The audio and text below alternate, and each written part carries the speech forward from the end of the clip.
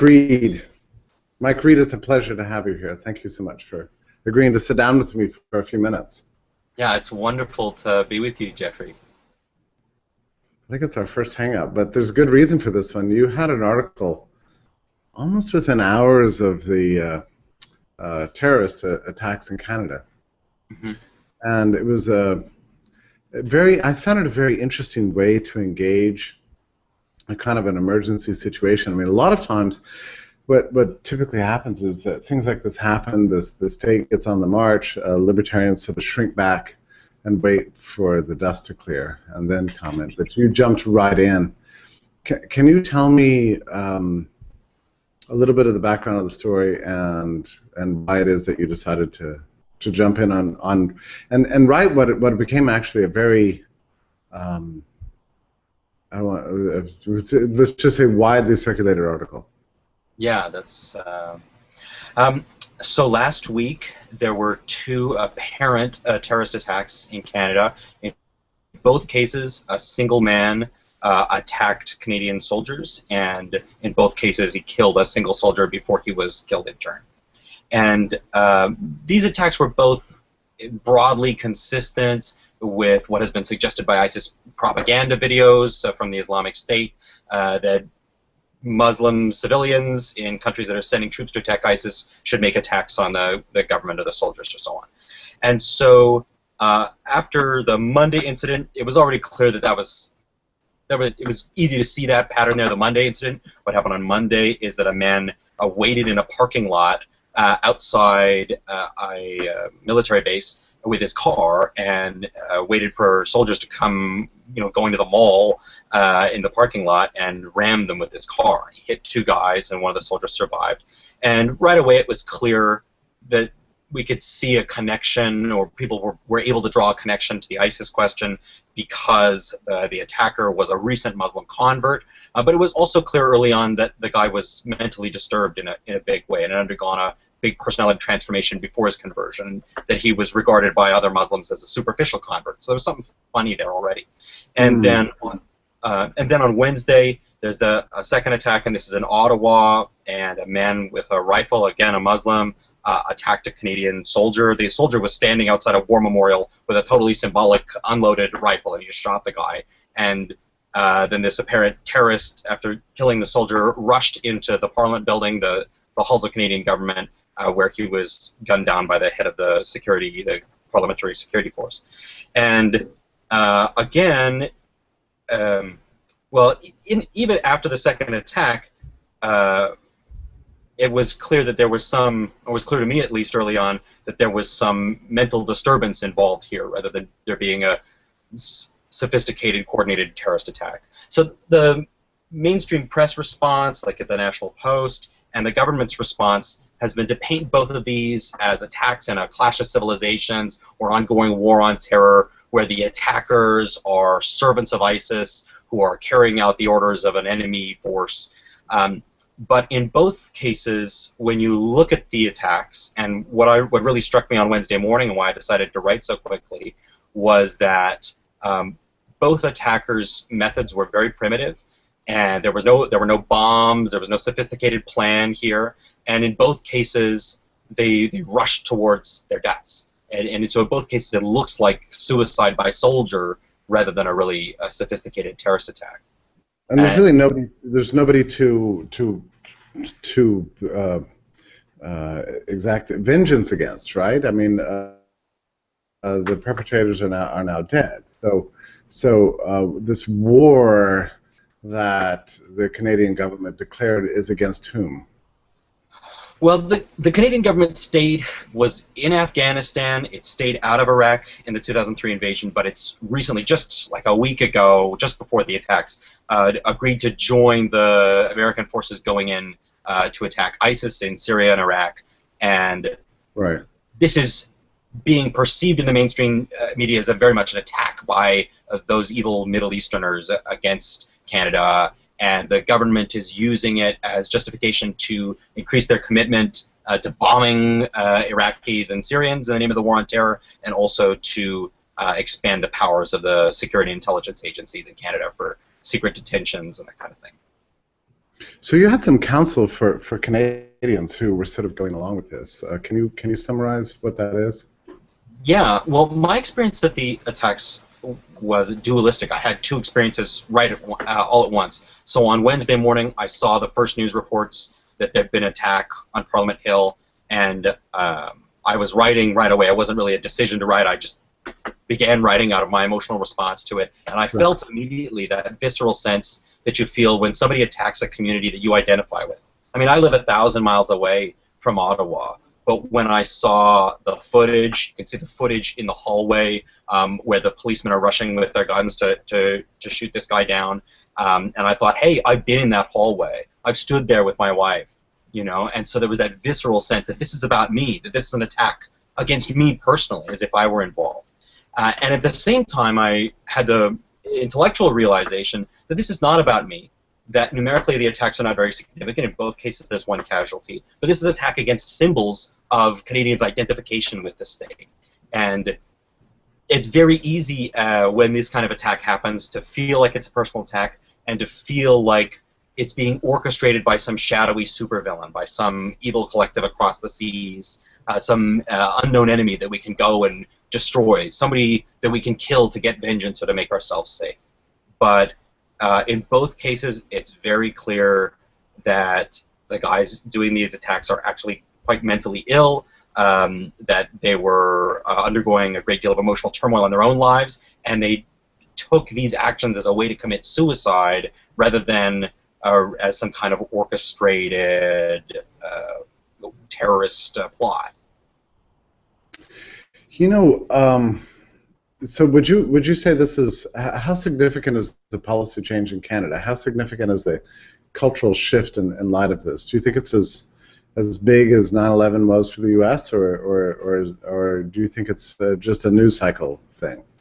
You know, at first I really felt that it was going to be huge, but I think it'll be a slow change in the course of the tide for Canada. Until now, there haven't been casualties of this kind in terror attacks against Canadians, and so it's been possible for Canadian anti-war people to draw on that feeling that it's not really about us, for the Canadian populace as a whole. But now that there's been an attack, especially I think the attack in Ottawa, attacking the Canadian House of Parliament, it's going to be harder for people. It's going to be easy for people to feel like this is about us and that it's right and just for Canadians to go and drop bombs on people in Syria or Iraq now.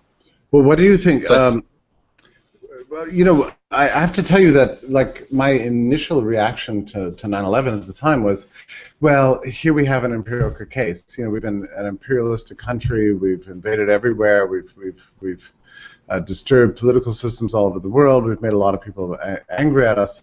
So here you have an act of vengeance. So surely now people will recognize the relationship between imperialism and domestic terrorism. And it turns out I dramatically overestimated the capacity of the American public to discern cause and effect in these relationships. So, in the case of Canada, is there anyone who's using these events to draw attention to interventionism and the problem of forever poking sticks and hornets' nests and blowback and that sort of thing? Yeah, Glenn Greenwald has a fabulous article out, I think right on Wednesday evening, or maybe it was on Thursday, making exactly that point, that Canada has been loudly at war in Afghanistan. The Canadian government has made a big show of being proud of sending troops to go and kill and die in far-off lands in the name of freedom. And so this is, Glenn Greenwald has pointed out, this is finally blowback, finally the chicken's coming home to roost in Canada. So I think there's that connection to be made here too. Well, but that's the punditry that's highly educated. What about the person on the street, so to speak? Yeah, I think persons on the street, in some ways, we have already internalized the American culture, the American cultural shift after 9/11. And so in some ways, this was confirmation of what we suspected all along, that those evil Arabs were always out to get us. Right. I think it's a confirmation rather than a sudden change here, but it represents us. I think it's going to encourage Canada and Canadians to step confidently into the spiral of vengeance and violence rather than holding back and being restrained as we have been hitherto. But do you find this frustrating? I mean, I do. I don't have a sense that average people have any clue or awareness of the relationship between foreign policy and domestic terrorist threats at all. Yeah, and that aspect is frustrating, and also the realization that people are ready to viscerally blame some far-off entity for small acts of violence in Canada, and ready to go and drop bombs, killing all sorts of unknown people overseas. That's frustrating. Whereas I think it's possible for people to recognize that even the attackers in these cases have a shared humanity with us, that they are not demons or agents of some evil supervillain. They are just people like us, and in this case, really mentally disturbed people whose lives were spiraling out of control. One of them was a crack addict, and the other one is the early indications that he's showing serious signs of schizophrenia. And so in both cases, these are guys who, in a sense, needed help and needed social or spiritual or psychological help. And when they fall apart, it made it easy for us to blame some foreign power for the act. And then you also have the problem that governments don't entirely regret these kind of crises because they give a nice sort of pretense for doing to the domestic population what they would like to do otherwise, but rarely get the chance to. Right, and indeed, the bill that was already before Parliament to increase the powers of the intelligence agency, to give them new powers of secrecy and detention, that was already there before the attack took place. And the attack has only bolstered the government's attempt to get this bill passed and to make Canadians more willing to accept more intervention in their lives. And so, yeah, I mean, the Prime Minister was hiding in a closet at the time of the attack. I'm sure he was terrified, but nonetheless, this does play to his advantage politically speaking. Yeah, this has been going on, as you said, this vicious cycle, which is why I admired your article so much, and I should actually link it in the description of this video because everybody should read it. It's a very interesting sort of case of, like, I think sometimes that libertarians are a little bit shy to take on these topics because we're at a distinct disadvantage, right? You've got the public screaming for blood. You've got the government warning about security threats all around. You've got legitimate, scary enemies abroad, and libertarians have to enter into the space just sort of making sense. There's not a huge demand for that. Yeah, but for me, I mean, I engaged emotionally. It was almost an exorcism for me because I had that sense viscerally immediately that this was about me, that I was being attacked, that any moment now jihadis with checkered scars were going to rush into my house. And so I wrote, partly to counter the broader narrative, but also thinking about my own reaction, partly to exercise my own collectivist demons. Yeah, and I don't want to change the topic over to writing and that sort of thing, but I admired your piece as just a piece of prose too, because I've long been of the belief that really, really compelling writing basically has to be, a process of opening your heart and being as true to your convictions as possible. And when I read your piece, I thought this is the real Mike Reed. This is the heart that I'm reading right now. It's beautiful. Yeah, well, thank you. It was. I didn't have any expectation that people would get interested in it or they get shared on Facebook, Facebook, Liberty.me, Come Home, Come Home America. All these places have picked it up, and I mean, I wrote it in, probably words per minute faster than I've ever written and published anything, but I just put it up on that Liberty.me publishing site, and all of a sudden people were looking at it and sharing it, and so it's gratifying in a surprising way. Well, and I like to believe that it makes a difference too. You know, I remember after 9/11. I'm sorry to have all these memories of this 9/11, but it just keeps coming back to me, of course. But it was difficult to enter into the idea space and the days following that. You know, there's every reason to just stay silent, to just withdraw and wait. But let me just say that there's every, if you want to be safe, that's what you do. To step out there and be one of the few voices of sanity, I think you can actually make a difference. This is one of the most disappointing aspects of the post-9/11 world, is how long it took people who knew better to actually lean into the idea space and say what was true. I mean, there were so many voices that chose safety over bravery in the days that followed those attacks. Yeah, that's right. And I like to think that there might make some small difference in one or two persons' impression of the Canadian situation and what Canadians can do next. Well, what do you foresee in terms of policy in the future?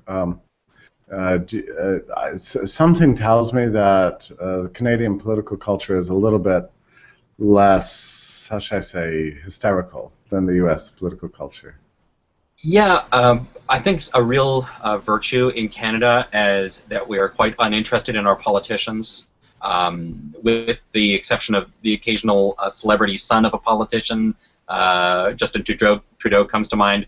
People don't get excited about politicians. There's no, like, the Prime Minister of Canada is Harper. There's no Harper girl. There's no people fainting in the streets or waving banners saying that he's the Messiah. We're generally bored with our politicians and disappointed with them, and we expect to be. And so there's something positive in that for Canada, that we don't put too much stock in the political means as a way of solving problems.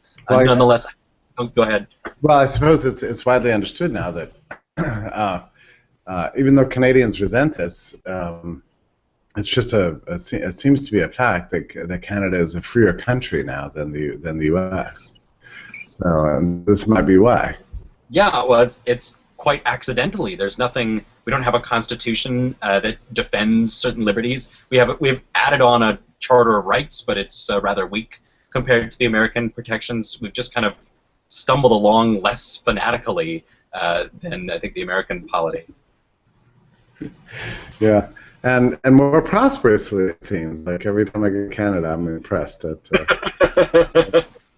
There seems to be an actual economic growth in Canada. That's my sense of it. Yeah, we keep our fingers crossed that the crash won't reach us at last, but so far it's been so good. Yeah. Well, thank you, Mike, for being willing to, as I say, it's always easier to say nothing, to write nothing, to sit by and watch. You jumped into the space, and I think you've made a real difference, so I'm grateful to you. I learned from your essay. As I say, I'll make sure and link it there, and also point out that it was published on Liberty.me, which gave it a certain prominence it wouldn't have otherwise have had if you just had a private blog. So that's one of the reasons we started this company, right? Was to give a voice to make sure that people like you could actually have a venue to reach the largest possible audience. So. Right, rather than just hoarding it on a blog all my own. I didn't think twice about Liberty.me is the place where I publish my thoughts, and again, I didn't have any expectation that it would be shared widely, but all of a sudden people are seeing it go by that front page, people are sharing it. Angela Keaton from antiwar.com got in touch with me through Liberty.me to ask to share it on some of her publications, and it's all because people are coming together in that Liberty.me space. Yeah. Well, thank you again, and it's been wonderful visiting with you. I hope we can have another talk, and the next time it'll be one of your more exuberant writings about beautiful future of liberty, and not just a psychological deconstruction of a nation and following a terror attack. But I think you did a brilliant job, and I I appreciate your being with me tonight. Wonderful. Thank you, Jeffrey. Have a wonderful evening. All the best.